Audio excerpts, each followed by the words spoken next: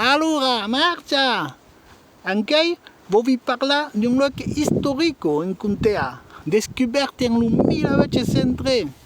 Ma io lo conosco dai spito giù, Aqui è un monumento è qui d'arrière, vedi? E per quelli che non lo conoscono, si suona la piramide di Ratapignata, vuoi? Avant parece che era puntuda, ma ora è spelata come un monte cao. E sfacciami di pedra di calcari, 6 metri di altezza, vuoi? E un'entrata che regaggia il levante. Come qua, il 21 del mese di San Giovanni, a mezzo, il sole è sclara dentro. E sotto hi ha la grotta. Vuoi? Io può dire no, ma voi, vi essere sperimentate in speleologia, sas un trauche di 17 metri per arrivare su di una scalinata di 7 scalier. E cosa sia in avanti, sia a metà di una bella cavità di stalagmita e di stalactita. Li ha fin da 2 altre cavità, ma una piccola source, sas? Li ha ben qualche galleria, ma li hai pas tutte visitate. Neanche io che una galleria si incala fino a Maciuto, come lei sa un tocco di pantai, no?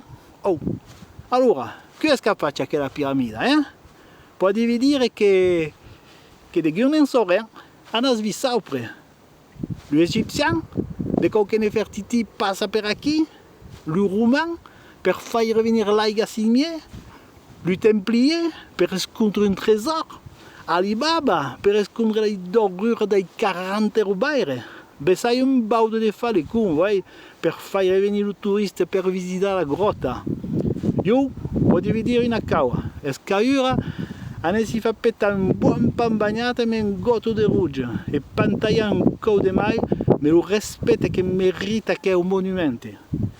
E per la clave dei misteri, la villa si cerca, buon antui.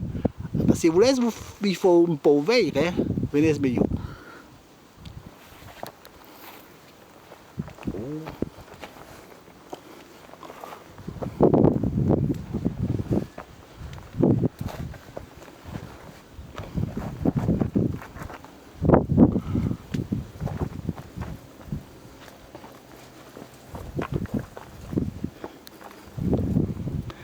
Viste?